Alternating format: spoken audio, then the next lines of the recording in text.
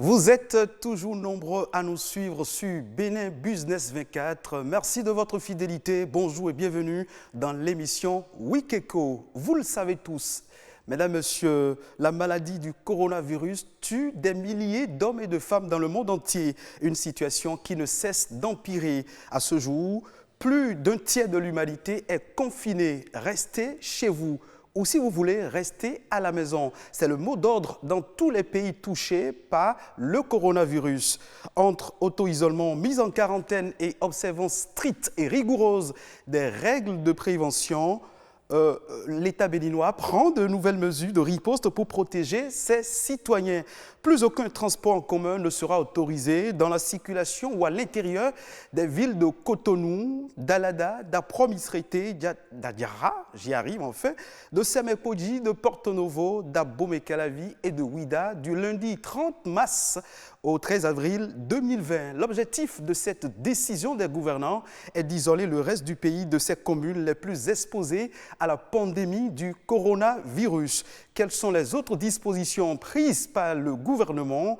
Que gagnent les citoyens à respecter rigoureusement ces mesures?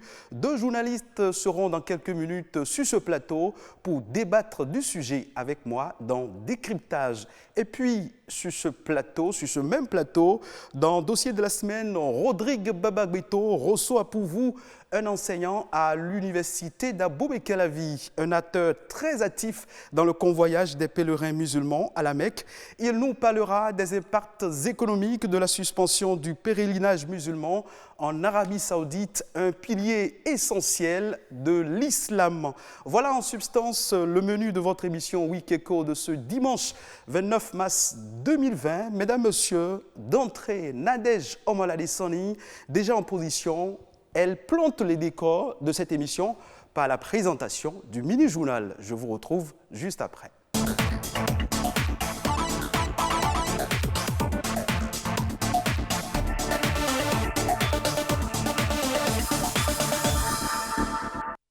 Bonjour à tous, bienvenue dans le mini-journal de ce dimanche sur Wikeko.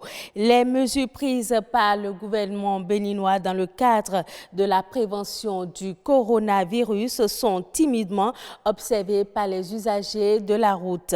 Les transports en commun sont-ils équipés de masques ou bavettes appropriées? Respectent-ils les distances de sécurité sanitaire? Constat Aurélie Sauton, Ernest Tétégo. Non, le gars, c'est dans mon sac, cache-nez là, j'ai pas amené ça aujourd'hui, j'ai oublié ça à la maison. Comme lui, beaucoup ne tiennent pas vraiment compte des recommandations du gouvernement dans la lutte contre le nouveau corona. Si par endroits, on peut voir des usagers de la route munis de bavettes, masques et de gel désinfectant, beaucoup ne semblent pas encore mesurer le risque encouru. Nous avons appris qu'il y a une telle maladie, mais nous ne l'avons pas vue. Ce qu'on peut faire, c'est de demander au gouvernement de nous aider parce que nous ne pouvons pas rester à la maison. Des piétons aux conducteurs de bus de transport en commun en passant par les taxis, les véhicules individuels et les taxis motos, chacun y va selon sa volonté. Nous les chauffeurs, nous avons toujours les torchons pour nous couvrir le nez. Cela ne coûte que 100 francs. Quand je prends mes clients, je leur demande de prendre des précautions pour se protéger.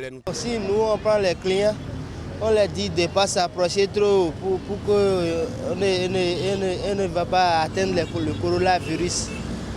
Pour les conducteurs de bus de transport en commun rencontrés, il se pose un problème de moyens. On ne refuse pas d'observer les recommandations, mais les clients doivent augmenter les tarifs. Ainsi, nous pouvons même nous contenter de 2 clients, mais ils doivent augmenter l'argent. On gagne combien pour acheter toutes ces choses à nos clients? Moi, sincèrement, j'ai laissé tout à Dieu. Sincèrement. Ils ont dit de porter des gants et des cache-nez. Mais nous les chauffeurs, combien on gagne, on va encore payer les cache-nez pour les passagers. On ne peut pas. Sincèrement, c'est l'État qui va nous aider à faire ça là maintenant. La plupart des citoyens obligés d'emprunter le taxi sous toutes ses formes sont ainsi laissés pour compte. Il revient à chacun de prendre ses précautions. Peu de conducteurs se soucient de leur clientèle. on est en train de prier parce que les maladies là, on dit il fait mal là où il est. Italie, France là, on dit qu'il fait mal là-bas. Donc nous, on ne veut pas qu'il va arriver chez nous ici. Sur les grands axes routiers de Cotonou et d'Abomey-Calavi, les mesures préconisées par le gouvernement ne changent pas pour autant les habitudes. Ces mesures sont pourtant prises pour réduire le risque de contamination et éviter la propagation du virus. Après les conducteurs, rendons-nous à présent au marché d'Antokpa qui continue d'accueillir la clientèle. Les règles d'hygiène et mesures de prévention sont-elles observées? Comment les usagers du marché d'Antokpa se protègent-ils contre la COVID-19? Suivons le reportage de Perspective Tossa. Marché d'Antokpa, nous sommes à Cotonou. Les mesures préventives du coronavirus sont difficiles à respecter. Ici, le port de masque contre la COVID-19 n'est pas une priorité pour beaucoup. Respecter la distance de sécurité sanitaire d'1 mètre est un véritable casse-tête. À Tokpa ici maintenant par exemple, c'est presque 100 personnes qui ont porté. Le reste là c'est nul. Ils ne portent pas. Même s'ils ont dit que la maladie est tombée par terre, les gens vont venir voir ça maintenant devant tout le monde. Les gens vont venir sans porter. Maintenant, on nous dit de rester à la maison, de ne pas aller à l'église, de ne pas aller faire les chemins de croix. Mais arriver au marché, c'est du désordre. Tout le monde est ensemble. Ceux qui s'est lavé, ceux qui ne s'est pas lavé, ceux qui ont lavé les mains, ceux qui ont caché le nez, tout le monde est ensemble dans le marché. Si le gouvernement peut prendre encore une autre mesure pour le marché, ça serait bon. Des mesures de riposte sévères sont souhaitées par les usagers de ce marché. Le gouvernement peut dire, pour prendre les mesures pour dire, je donne 3 jours pour qu'on cherche un peu de manger et rester à la maison. Au moins pour une période de 15 jours, qu'on a dit là, une période de 15 jours, ça serait mieux. Au marché aussi, là, les vendeuses n'ont qu'à rester chez eux. Sur ça, je n'ai pas trouvé le cache-nez sur 10 personnes. Là où moi j'ai acheté maintenant, il n'y a pas quelqu'un qui a de l'eau ou bien du savon là pour que je puisse laver les mains. Ils n'ont pas de gel pour que je puisse passer pour les mains. Je sais qu'on aura faim, mais au moins, on va prendre une autre mesure. Si on a dit que tout le monde va rester à la maison, bon, moi je vois que c'est un peu difficile. On peut nous donner 3 jours. Là, ce ne sera pas difficile pour tout le monde. Parce que quand on dit 1 semaine ou bien 1 mois comme ça, bon, beaucoup vont mourir. Mais ces opinions ne font pas l'unanimité. Dame Clotilde pense plutôt à son chiffre d'affaires. Ne pas venir au marché est impossible et le gouvernement le sait. C'est d'ici qu'on tire nos revenus. Et moi, je ne porte aucun masque. Et pourtant, certains sont conscients des comportements à risque qu'il faut éviter face au Covid-19. Moi, je n'ai pas les moyens comme ça pour changer les masques. Je n'ai pas les moyens comme ça. J'ai acheté ça là, ça fait 2 semaines de quand même. Je lave et je repars. Que les vendeurs se protègent pour qu'on se sente en sécurité en achetant chez eux. La pandémie du coronavirus s'explose dans le monde entier. Le Bénin se barricade contre la progression du virus avec de nouvelles mesures de riposte. Néanmoins, ici au marché d'Antokpa, les populations semblent ne pas prendre au sérieux l'urgence de se protéger et protéger les autres.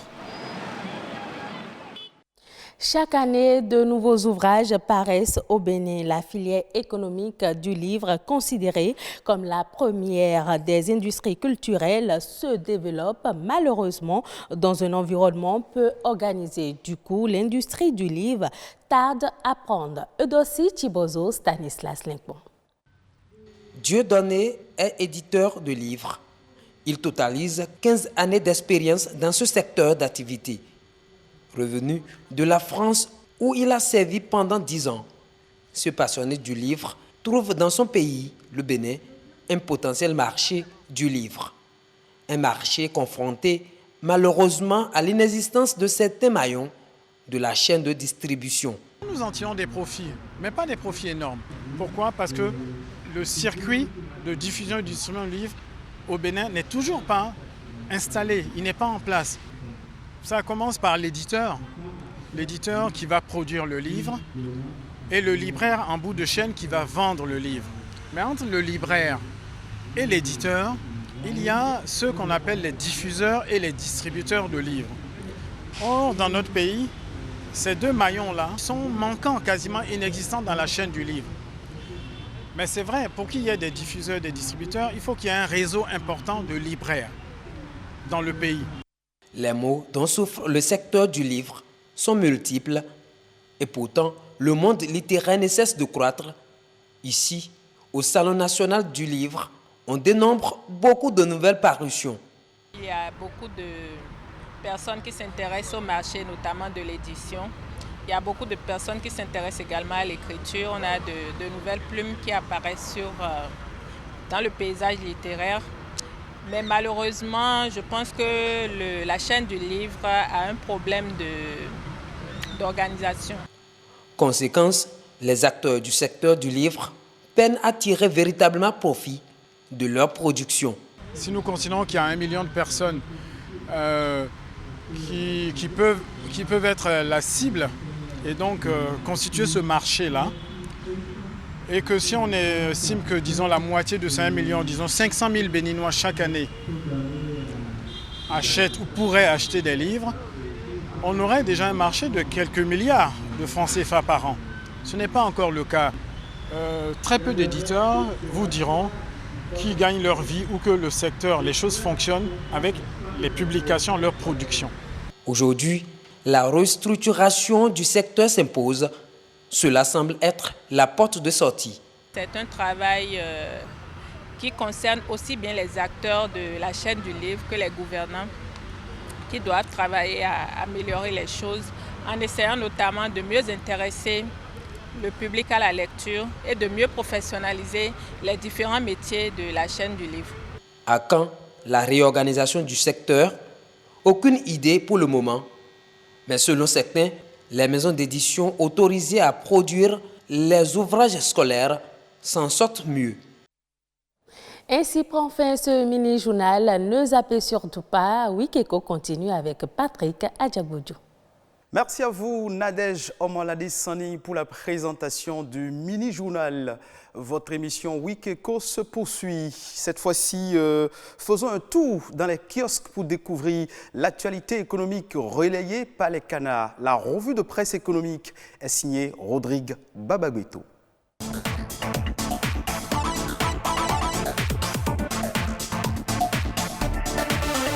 Bienvenue sur la revue de presse économique, une revue particulière en ce jour puisque les canards se sont tous penchés durant la semaine sur la pandémie du moment.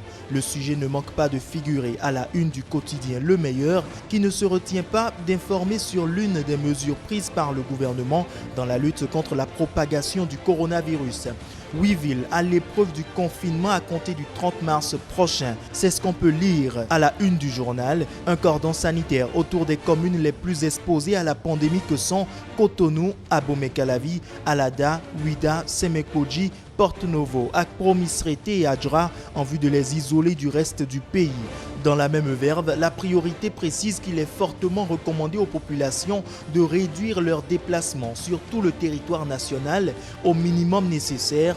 Le quotidien va même plus loin en analysant l'état de l'économie nationale dans les prochains jours.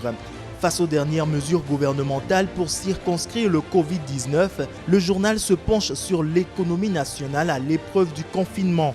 D'après le quotidien, à partir du lundi, tous les travailleurs qui se déplacent par transport en commun pour se rendre au service auront toutes les peines du monde pour joindre leur lieu de travail. Les marchés connaîtront une baisse de l'affluence car plus de minibus pour joindre les marchés. Bienvenue à la surenchère des émigrants qui ne vont pas rester sans imposer leurs lois à une population lessivée par la peur d'une maladie. L'économie béninoise se retrouve ainsi à la croisée des chemins, pense donc le journal. Mais qu'en est-il de l'économie du continent ? Pour la BCEAO, la Banque centrale des États de l'Afrique de l'Ouest, de graves conséquences sont à craindre et l'institution bancaire prend des mesures pour réduire l'impact négatif de cette crise sur le système bancaire et le financement de l'activité économique dans l'Union. La presse du jour publie les 8 mesures prises par l'institution, mesures au nombre desquelles une hausse de 3 340 milliards au montant hebdomadaire que la Banque centrale accorde aux banques, ainsi que l'approvisionnement des banques en billets en qualité et quantité suffisante afin de leur permettre d'assurer un fonctionnement satisfaisant des guichets automatiques de banque GAB. La BCEAO compte aussi mener des négociations avec les entreprises d'émission de monnaie électronique en vue de réduire les coûts de transaction et encourager les populations à une plus grande utilisation des moyens de paiement digitaux pour limiter les contacts et déplacements. La BOAD, Banque ouest-africaine de développement, n'est pas du reste dans le soutien aux pays africains face au coronavirus. L'économiste en parle et titre « Limitation des impacts négatifs du coronavirus sur l'économie africaine ».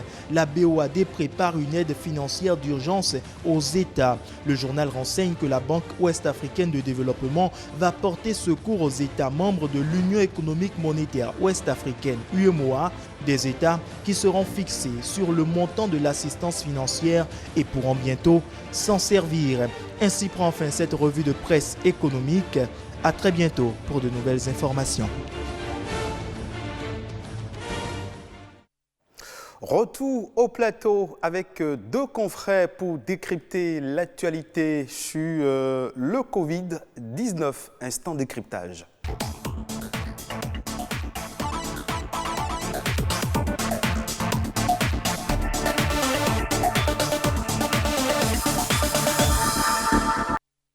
Le gouvernement du Bénin met en place dès ce lundi 30 mars 2020 un cordon sanitaire autour de 8 communes les plus exposées à la pandémie du coronavirus. Dans ces communes, les va-et-vient des personnes à l'intérieur sont réduits à l'essentiel. Mieux, d'autres mesures de riposte ont été prises le 22 mars dernier par le comité gouvernemental de suivi de la pandémie du coronavirus. Avec deux confrères sur ce plateau, nous allons analyser l'importance de toutes ces mesures de riposte et faire comprendre davantage à vous, téléspectateurs, les avantages pour les citoyens de les respecter.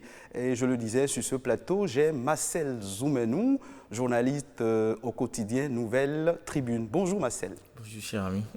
Et face à vous, Marcel Zoumenou, j'ai l'honneur de recevoir sur ce plateau un des habitués, Gédéon Vegba, journaliste chroniqueur économique. Bonjour Gédéon. Bonjour cher ami.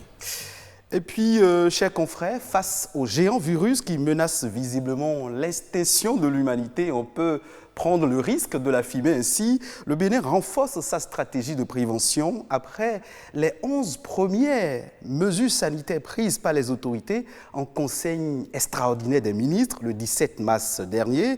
De nouvelles mesures de riposte ont été prises encore le 22 mars 2020. D'entrée, quelle est votre appréciation de cet engagement manifeste des autorités à contrer la propagation du virus? Gédéon Vegba. Merci beaucoup pour la question. Je pense que le gouvernement est en train de jouer son rôle, on va dire, parce que face à la menace de la Covid-19, comme vous l'avez dit, toutes les mesures sont à prendre, les mesures nécessaires sont à prendre pour protéger les populations face à la propagation de ce virus qui crée beaucoup de dommages, qui ébranle le monde aujourd'hui, parce que là, nous assistons à quelque chose d'inédit, pratiquement. Et même les grandes puissances n'arrivent pas à maîtriser la chose.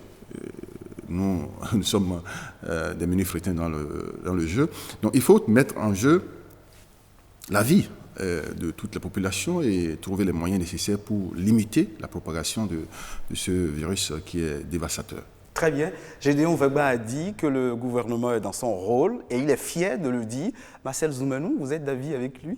Oui, tout à fait, parce que c'est vrai qu'au début, il y a un peu de tergiversation, mais je crois que les mesures qui ont été prises par le gouvernement sont des mesures salutaires. Tout à fait. Bon, même si moi, je les trouve un peu insuffisantes, parce que par exemple, quand on parle de cordon sanitaire autour de certaines villes, par exemple, je me dis, on veut protéger ces villes, oui, mais le Bénin n'est pas que ces 8 villes, et la menace est partout. Et donc, pour moi, les mesures devaient être généralisées, parce que c'est vrai qu'on dit que c'est les villes les plus exposées, parce que quand on a fait l'analyse des premières personnes qui ont été contrôlées positives au Bénin, on a constaté que pour la plupart, c'est des gens qui viennent de l'extérieur et qui s'installent dans ces villes les plus le plus phare du ville. Donc, mais au-delà de ça, je dis que il faut qu'on puisse faire un plan qui couvre tout le pays. Ça, c'est une chose que je trouve très importante. Vous savez que l'objectif du gouvernement a décidé d'établir un cordon sanitaire autour de ces 8 villes et d'isoler ces villes du reste du pays pendant 14 jours, au moins pour analyser la situation. Oui, tout à fait. En fait, l'objectif, c'est que, comme je le disais, c'est pour que, en supposant, c'est une supposition, que ceux qui sont infectés se retrouvent dans ces villes phares. Et donc, pour que la propagation ne se répercute pas sur les autres villes du Bénin. Oui. Mais alors, on ne sait pas ce qui se passe ailleurs. Et vous savez que, et ça je l'ai appris dans les médias internationaux, que il y a un peu de réserve à prendre aux statistiques qui viennent des pays africains, parce que les gens spontanément ne sont pas toujours prêts à aller, quand ils auront des symptômes, à aller dire venez m'examiner. Donc les gens ont un peu de réserve par rapport aux statistiques. Donc il peut y avoir d'autres personnes dans d'autres communes qui peuvent avoir des signes, mais peut-être soit ils ne sont pas informés, ou peut-être ils n'ont pas envie d'aller se faire dépister pour qu'on puisse savoir si réellement ils ont ces maladies. Et donc moi je crois qu'il faut surveiller partout. Il ne faut pas surveiller seulement, il faut surveiller partout. Je comprends le souci du gouvernement de contenir le mal dans les villes, comme il a dit, les villes phares du Bénin, notamment les villes du Sud. Mais moi, j'ai bien l'impression que si on veut faire des confinements ou du moins d'isolement à la française ou à l'italien, on ne pourra pas s'en sortir. Parce que les contextes ne sont pas les mêmes. Les réalités françaises ne sont pas les réalités béninoises ni italiennes. Donc, il faut tenir compte aussi du contexte national. Parce que nous sommes dans un pays qui a un fonctionnement à part. Et ce n'est pas la même chose comme les autres. Donc il faut tenir compte de ces paramètres pour pouvoir faire le jeu. Parce que si on parle d'isolement pour isolement, je pense que ce serait la catastrophe. Mais le gouvernement a su bien utiliser le cordon sanitaire. Peut-être que le gouvernement se rassure de dire que ces 8 communes ont quelque chose de commun, peut-être. Qu'il faut agir en un temps record au niveau de ces communes, avant d'étendre les actions dans les autres communes.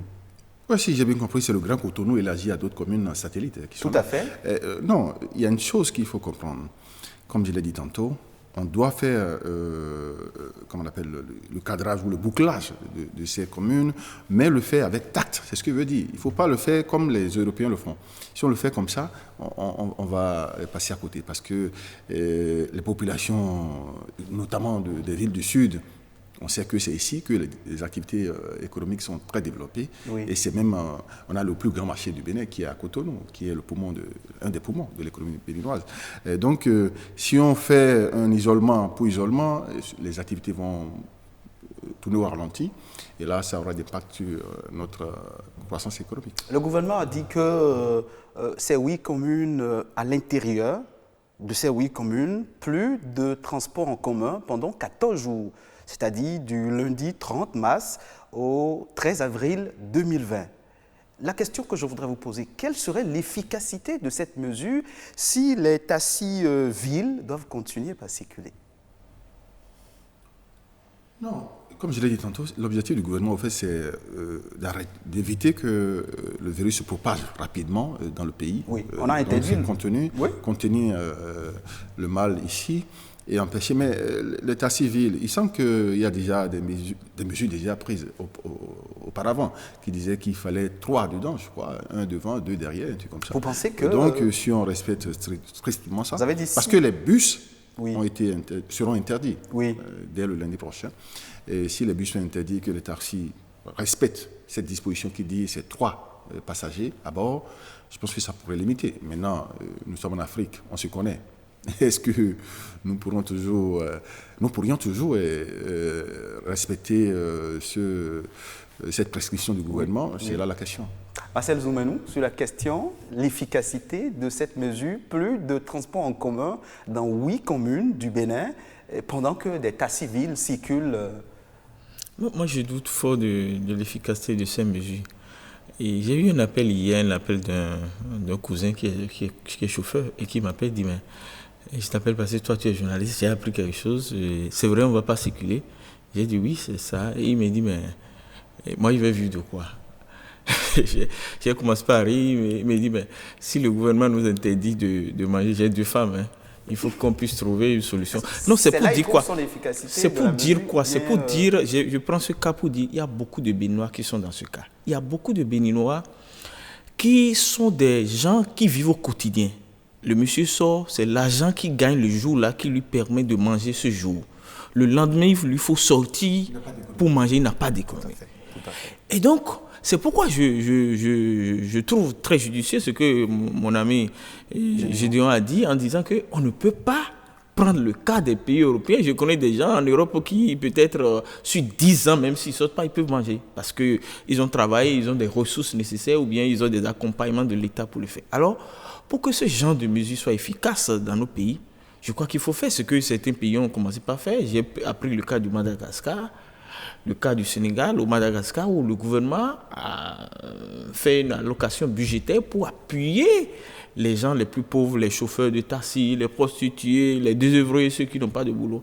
Je crois qu'il faut réfléchir à ça. Sinon, on va beau prendre des mesures, mais on ne pourra pas les appliquer parce que, à un certain moment, ce que vous allez observer, c'est des crashs permanents entre les forces de l'ordre et la population. Parce que le monsieur, il est à la maison, il a faim, il sort son véhicule, il va peut-être faire le forcing et ça va peut-être dégénérer comme malheureusement ce qu'on a eu sur le campus. Moi, je ne souhaite pas ça. C'est pourquoi il faut réfléchir beaucoup à ça. Il ne faudrait pas qu'en voulant lutter contre le Covid-19, on crée encore d'autres situations sur le plan sécuritaire. Parce que la crise est déjà là. J'ai déjà dit tout à l'heure que ça pourrait impacter. Non, c'est que le monde est en crise financière. Quand vous suivez les informations internationales, le nombre de banques qui sont en train de parler de réinvestissement, de gros sous dans l'économie, le monde est déjà en crise financière. Et je suis sûr que cette crise financière va frapper tous les pays africains. Déjà, nous, on est dépendants de ces pays. Nous sommes déjà en crise financière.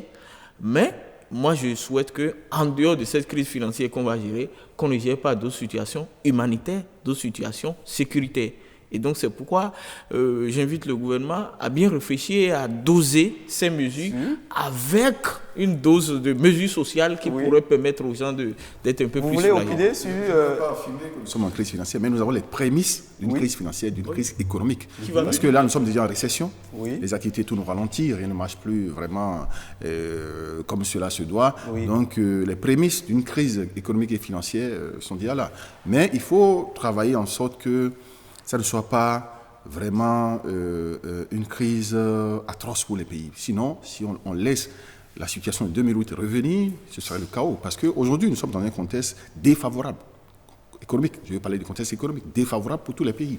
Donc si une crise s'installe aujourd'hui, je pense que le Bénin, nous sommes déjà en crise depuis, avec la fermeture de la frontière du Nigeria, donc c'est un choc exogène, un deuxième choc exogène avec le coronavirus. Si un troisième choc vient, c'est que c'est le chaos. Vous êtes d'avis avec Marcel Zoumenou qui souhaite une assistance Oui, et tous les pays, du moins je dirais toutes les régions, aujourd'hui sont en train de prendre au sérieux cette crise.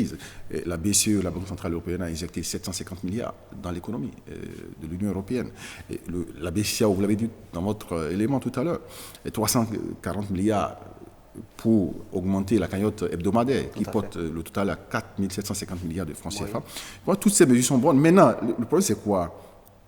Aujourd'hui, ce n'est pas l'injection de l'argent dans l'économie qui fait le problème, parce que les activités tournent au ralenti. Si les gens sont confinés, il faut faire quoi? L'argent ne servira à rien. C'est ma lecture. On aura beau injecter beaucoup d'argent dans l'économie, mais l'argent ne servira à rien. Au contraire, ça va créer l'inflation.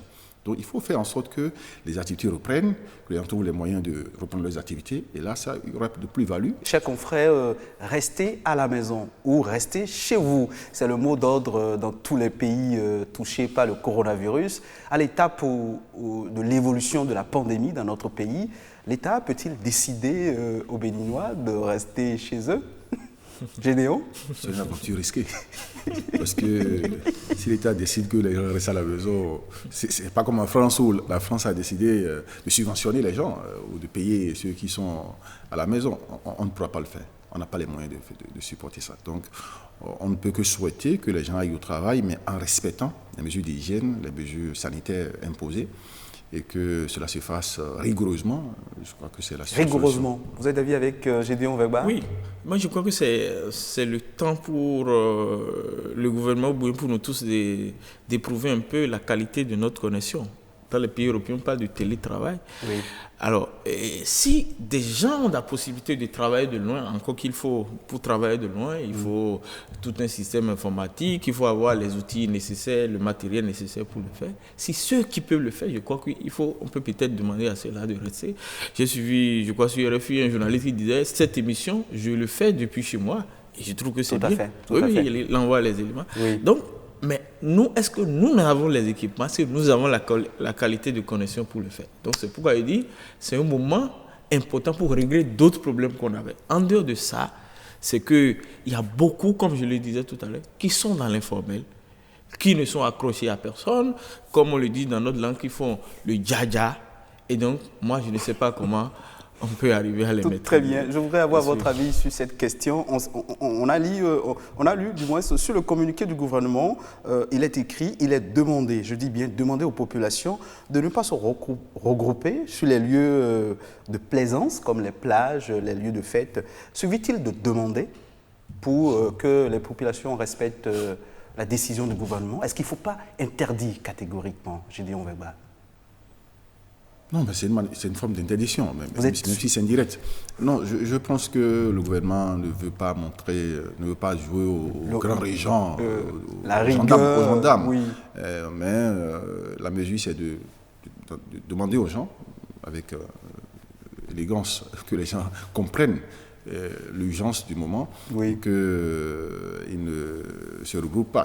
Les mesures d'attroupement ou de regroupement, je ne sais pas, il y a interdit dès le début. On n'est pas plus de 50 personnes ensemble quelque part. Ce qu'on dit demander, vous savez que le béninois, on dit souvent que le béninois utiliser un mot doux pour ne pas montrer que... Oui, un mot doux. Moi, je crois que c'est le contraire. Je donne un exemple que dans mon quartier, à Porto-Novo, où je passe mes week-ends, je crois que la mesure du gouvernement d'interdire les cultes religieux était entrée en vigueur le samedi à 0h. Mais dans mon quartier, j'ai les églises qui pullulent dans les vents. Ils ont fait tellement de bruit ce dimanche.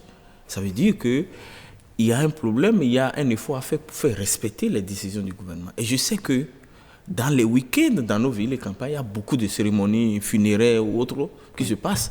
Et je crois que il ne faut pas attendre que les gens soient disciplinés automatiquement, il faut les disperser avec la rigueur nécessaire. Parce que quand, simplement, pour une fête, on se retrouve avec 10, 20 cas, encore que pour traiter un cas, on sait ce que ça peut coûter à un État. Je crois qu'il vaut mieux disperser et prévenir que de les laisser en disant ils vont devenir sages spontanément. Non, les gens ne sont pas prêts à devenir ça. Et moi, j'ai vu ça par le cas des religieux qui ont continué tranquillement à faire leur messe, tout comme si du Non, moi je comprends l'approche du gouvernement. L'approche du gouvernement, c'est de ne pas faire peur aux gens, de ne pas les paniquer pour dire non, nous sommes dans la catastrophe. Non, c'est d'utiliser des mots doux pour les faire comprendre la chose. Il a évoqué des cas. Moi-même, dans mon quartier, j'ai vu des cas comme ça. Mais il faut dire que nous étions au début de la chose. C'est vrai que le gouvernement commençait pas à prendre des mesures, mais les mesures n'étaient pas encore vraiment à leur paroxysme. Est-ce qu'avec le temps, il faut durcir le temps? Oui, s'il le faut, si les gens n'obtempèrent pas. Oui. Il faut durcir le temps, il n'y a pas de solution. Il est recommandé aussi aux personnes âgées de plus de 60 ans et celles porteuses d'affections chroniques de procéder à leur auto-isolement, sauf cas de majeur. Votre mot de sensibilisation à l'endroit de cette cible. On sait que les personnes âgées de plus de 60 ans sont la cible du coronavirus. Sont exposées. Oui. Votre mot de sensibilisation pour finir notre entretien? C'est très difficile. Les personnes âgées, pour nous, culturellement, ils sont dans les maisons. Oui. Nos parents sont avec nous. Et comment le faire? Est-ce que, soit si tu as les moyens, tu les déplaces? Il n'y a pas de maison de retraite ici que je sache. Tu les déplaces où? Est-ce que tu les sors de la maison? Ou bien tu les mets dans une chambre et tu demandes à tes enfants? Si par exemple, j'ai ma maman, à mes enfants, d'aller peut-être ne pas aller la saluer par exemple. Je crois que c'est des choses difficiles. Et je souhaite que tous nos grands-parents ne soient pas malades, sinon si nos parents tombent malades, et on sait qui sont les plus vulnérables, ça va être vraiment catastrophique. Gédéon Weba, votre mot de sensibilisation là à encore, l'endroit je de trouve que cette... c'est problématique. C'est pas évident que ça puisse se respecter, parce que vous n'êtes pas sans savoir que nous avons un pouvoir d'achat faible et que la classe que vous citez, en tout cas les gens qui ont plus de 60 ans, moins plus de 60 ans, n'ont pas forcément des moyens pour survivre.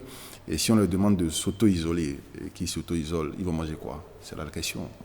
On ne mange pas du sable à la maison, donc il faut travailler. Donc là encore, je pense que si on veut que la mesure porte, il faut les soutenir. Merci. Il faut les venir en aide. Oui. Il faut trouver des moyens, comme il a dit, d'assistance. S'il n'y a pas ça, les gens ne vont pas respecter ça, malheureusement. Merci à vous, Gédéon Weba, journaliste chroniqueur économique. C'est un plaisir. C'est un plaisir, merci d'être passé sur ce plateau. Marcel Zoumenou, journaliste au quotidien Nouvelle Expression, Nouvelle Tribune, autant pour moi. Merci d'être passé sur ce plateau. Merci. Mesdames, Messieurs, merci également de votre fidélité. Tout ce que je puis vous dire, restez chez vous si vous n'avez rien à faire en ville. Si vous devez obligatoirement sortir pour vaquer à vos occupations, tâchez de veiller au respect des mesures de prévention et de riposte. On installe à présent, après le plateau de décryptage, le plateau de dossier de la semaine.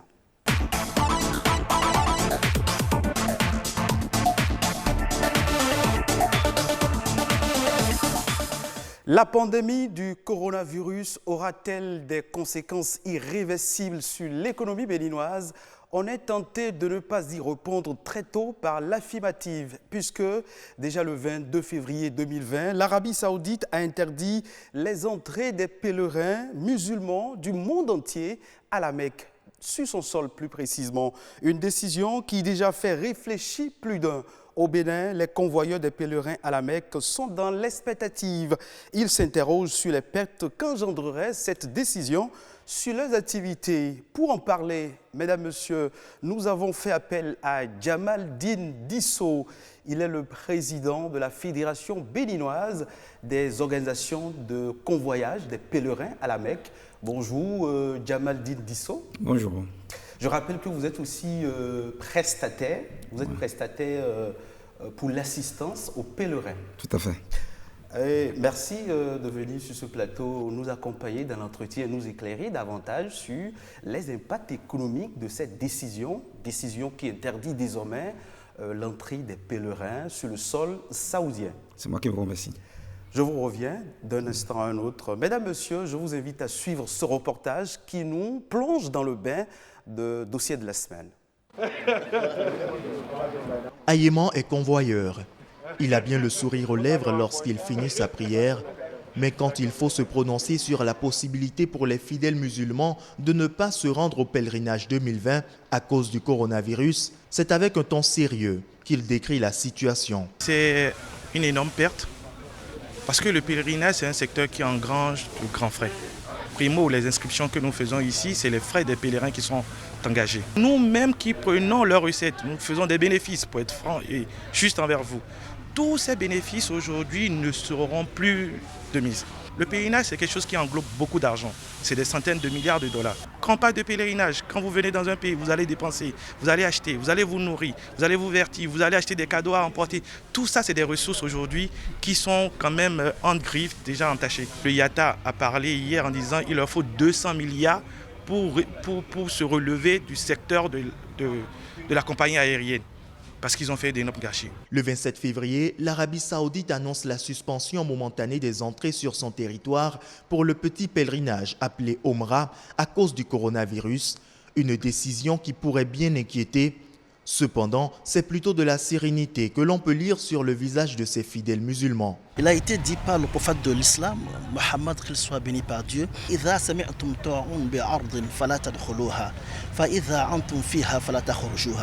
dit quand vous êtes dans un pays, dans une contrée, dans une communauté, dans une nation, et qu'il y a une maladie qui frappe ce pays-là, il dit restez à l'écart de ce pays. Mais quand vous êtes déjà à l'intérieur de ce pays, ne sortez pas pour ne pas contaminer ceux-là qui sont hors du pays. Moi je suis mauritanien, c'est une république islamique.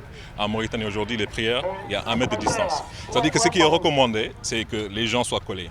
Mais en temps de crise, en temps de pandémie, la charia le permet. Au Koweït et dans les États des Émirats, et même la prière est autorisée à être faite à la maison. L'appel du muezzin qui disait « venez faire la prière », il disait « faites la prière chez vous ».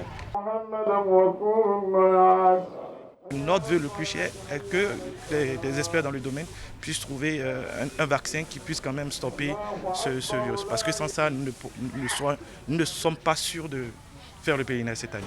La suspension des vols et de la Omra qui attire chaque année des millions de pèlerins soulève des incertitudes autour du grand pèlerinage du Hadj, un pilier essentiel de l'islam qui doit normalement débuter fin juillet. Les convoyeurs des pèlerins musulmans béninois se posent 1000 questions. Eh bien, vous venez de les entendre dans l'élément témoin réalisé par Rodrigue Babagbeto. Et oui, ils entrevoient déjà les impacts économiques de l'interdiction des entrées des pèlerins musulmans sur le sol de l'Arabie Saoudite. Bonjour Rodrigue Babagbeto. Patrick Adjagodjo, bonjour. Je vous laisse le plateau pour la rubrique Dossier de la semaine. Merci Patrick Adjagodjo. Mesdames, Messieurs, bonjour. Pas de pèlerinage jusqu'à nouvel ordre. C'est la décision prise par l'Arabie Saoudite, une décision salutaire en raison de la pandémie du coronavirus, mais pas sans embâche, puisqu'il n'y a désormais plus d'enrôlement de pèlerins, plus d'engagement financier, de réservation d'hôtels ou autres. Et on en parle avec Jamaldine Dissou. Jamaldine Dissou, alors vous êtes désormais prestataire d'assistance aux pèlerins, ce qu'on pouvait appeler autrefois convoyeur. Dites-nous, comment avez-vous réagi face à cette annonce de la suspension du pèlerinage? Merci beaucoup, avec sérénité. Et puis, nous surveillons, nous regardons à peu près comment ça bouge et suivant tous les signaux qui pourraient nous donner s'il y a espoir qu'il y ait un pèlerinage cette année-ci. Alors vous avez une impression un peu semblable à ce qu'on a suivi dans le reportage, mais dites-nous, les conséquences de cette suspension du pèlerinage, quelles seront ces conséquences-là sur l'État islamique, sur la terre islamique? Vous savez, le pèlerinage à la Mecque, le grand âge, implique beaucoup d'intervenants dans le Hajj. Oui. Il y a les transporteurs aériens, il y a les transporteurs des autobus sur le territoire saoudien, il y a les hôteliers, il y a les restaurateurs, il y a beaucoup d'autres services Bien qui sûr. sont impliqués. Il y a aussi les commerçants. Les commerçants tout également. à fait. Et ça représente un enjeu énorme. Les statistiques saoudiennes ont estimé que si on dit que chaque pèlerin, pendant le pèlerinage, dépensait environ 500 000 francs CFA pour 3 000 pèlerins, vous voyez combien ça fait déjà comme manque à gagner, ne serait-ce que pour les commerçants. Bien sûr, et je rappelle qu'en 2015, par exemple, selon la Chambre de commerce et d'industrie de la Mecque, les pèlerins étrangers ont dépensé près de 5,44 milliards de dollars, soit plus de 3 billions de francs CFA. Tout à fait. De quoi montrer un peu l'étendue des dépenses qui se font sur le territoire saoudien. Tout à fait. C'est un enjeu financier, mais les Saoudiens, conscients de cela, et c'est une manne pour eux. Ils ne peuvent pas prendre cela à la légère. Tout à fait. Il vaut mieux prévenir aujourd'hui plutôt que pour que demain, les gens ont toujours confiance dans ce qu'ils mettent. Tout à fait. Donc, ils sont très conscients. Peut-être ils préfèrent perdre d'aujourd'hui, quitte à demain gagner plus tard. Gagner beaucoup. D'accord, mais d'où vient ce lien, cette relation marchande et religieuse à la Mecque? Oui, vous savez, l'homme, chaque fois qu'il se déplace, forcément, dépense. Tout à fait. Il faut manger. Il faut acheter des cadeaux lorsque vous voyagez. Pour nous, au Bénin, lorsqu'un pèlerin voyage, on espère toujours qu'il ramène beaucoup de choses. Des tapis de prière. Des objets souvenirs. Des figurines de la Kaaba. Des figurines, tout ça là. Même si les objets existent au Bénin, quand ça vient de là-bas, ça n'a pas la même valeur. Qu'est-ce qui va être la différence? Peut-être c'est psychologique. C'est, tout ce qui vient du sol saoudien, pendant le pèlerinage, a une valeur beaucoup plus sentimentale, une valeur beaucoup plus symbolique que quelque chose que vous achetez ici. D'accord. Tout ça, ce qui explique que les gens sont amenés à beaucoup dépenser. D'accord, et se rendre à la Mecque est un pilier de l'islam, on le sait tous. Mais pour vous, est-ce que vous vous y rendez seulement pour respecter cette recommandation du prophète? Dieu a prescrit à tout musulman, lorsqu'il est capable, qui a les moyens de s'y rendre, c'est-à-dire les moyens financiers, les moyens, il est en bon état de santé pour s'y rendre, de faire le Hajj. Aujourd'hui, compte tenu du nombre de personnes qui doivent se rendre à la Mecque, vous imaginez les États ne peuvent pas rester insensibles à cela. Les Saoudiens ne veulent pas gérer individuellement tous les pèlerins, naturellement comme le gouvernement béninois. Donc, ils préfèrent que des groupes se constituent de façon à faciliter le pèlerinage aux fidèles qui s'y rendent. Du coup, il y a tout un certain nombre d'intervenants qui trouvent intérêt à travailler dans ce secteur. Il y a les compagnies aériennes, il y a nous les prestataires pour aller dire, bon, quelqu'un qui dit, si je suis un Béninois, je dis je vais me rendre en Arabie Saoudite, comment ça se passe? Et sur la question au Bénin, combien sont-elles les organisations qui assistent les pèlerins dans le déplacement sur l'Arabie Saoudite? Très bonne question. Jusqu'à l'année dernière, il y avait 36. Depuis le début du mois, il y a eu un nouveau décret qui définit un nouveau cadre. Et aujourd'hui, il y a 0. Si on tient compte de ceux... Il y a 0 organisation. Oui, parce que le cadre a changé. Okay. Et comme ça n'a pas encore... aucune organisation n'a encore, à ma connaissance, eu d'agrément. Oui. Les acteurs prestataires ont changé. Avant, c'était les associations musulmanes qui étaient autorisées à le faire. Les réformes intervenues récemment, en mars 2020, instituent que désormais ce soit des prestataires privés, de droit qui sont des sociétés qui le fassent. Et compte tenu de l'urgence et de la directive de l'Arabie Saoudite, tout est un peu mis en veille. Du coup, il n'y a pas encore de société qui peut dire aujourd'hui, prétendre aujourd'hui, dire qu'il est la grille, pour ce que je sais. Et vous m'excusez, oui, allez-y, Patrick. Autrefois, combien sont-elles ces organisations? Il y avait 36. Et combien sont approximativement les pèlerins béninois qui se rendent? Chaque année, si on regarde les statistiques des 3 dernières années, environ autour de 3000. 3000 pèlerins béninois. Et pour un pèlerin qui doit se rendre à la Mecque, combien doit-il débourser pour le compte du Bénin, par exemple? Jusque l'année dernière, chaque pèlerin devait développer pour les services de base.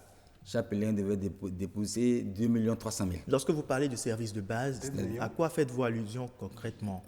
Vous savez, il y a plusieurs gammes. C'est comme dans les hôtels. Ou même quand vous rentrez dans l'avion, tout le monde n'a pas les mêmes classes. Il y a des gens qui sont en classe éco, il y en a qui sont en business, il y en a qui sont en première classe.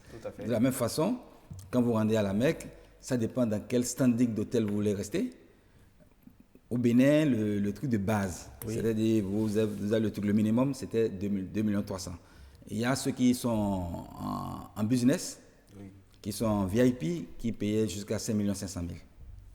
Très bien. Et quand on débourse 2 500 000 pour quitter le Bénin, pour l'Arabie Saoudite, combien entre approximativement dans les caisses de l'État? Combien l'État engrange? L'État ne fait pas du Hajj un business. L'État n'engrange rien. Très bien. L'État aide la communauté musulmane à assurer de façon très bonne le pèlerinage. Donc l'État n'est pas un prestataire. L'État ne fait pas de business.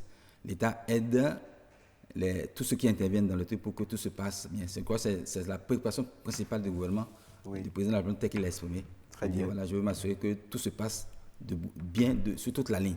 Toute la ligne. De bout en bout. De bout en bout. Et chaque année, combien de chiffres engrangent les convoyeurs pour ceux qui C'est difficile à dire. Ça dépend de chaque structure, de chaque groupe. Ce que moi je peux penser, quand je regarde ma structure, la marge brute autour de 100 000, 150 000. Par pèlerin? Par pèlerin. Wow.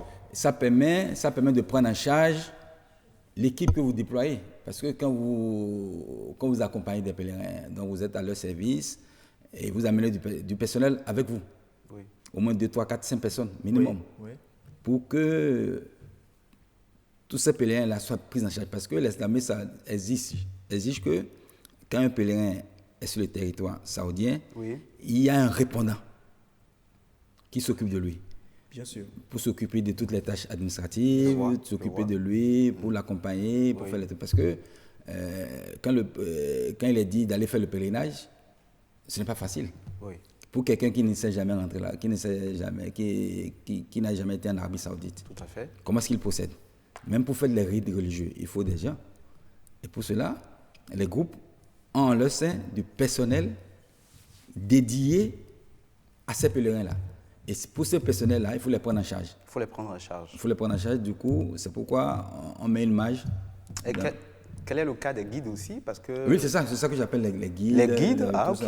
Il y a les guides, il y a le personnel de santé. Ok. Qu'il faut mettre à la disposition, parce que quand vous faites bouger des personnes, chacun avait sa maladie, vous n'avez pas connaissance de tout, et vous êtes en alerte que rien ne se passe. Et quand il y a un petit pépin, vous prenez toutes les dispositions, que tout soit traité assez rapidement. D'accord, et en tant que prestataire d'assistance aux pèlerins, puisque c'est la nouvelle appellation qui vient remplacer le terme convoyeur. Alors, en tant que prestataire d'assistance aux pèlerins, est-ce qu'aujourd'hui, ou du moins pour le Hajj 2020, vous voyez vos bénéfices tomber à l'eau? Non, pas du tout. Vous êtes rassurant. Oui, c'est que le gouvernement a défini le cadre. Les changements qui sont intervenus ne sont pas là pour diminuer les bénéfices des prestataires. Le gouvernement veut s'assurer que les pèlerins sont bien traités, bien logés, bien transportés, et bien entretenus, que leur santé est... C'est ce qui préoccupe le gouvernement. Et quand vous regardez le profil du président que nous avons par son passé, il est sensible à l'initiative privée.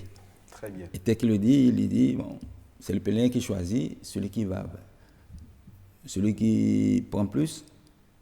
De toute façon, ce sont des sociétés privées. Et bon, ils vont établir leur compte et puis l'État va prendre sa part en termes d'impôts, éventuellement. Mais le gouvernement ne veut pas, tel que le président l'a expliqué, il ne cherche pas à rentrer dans ces détails-là.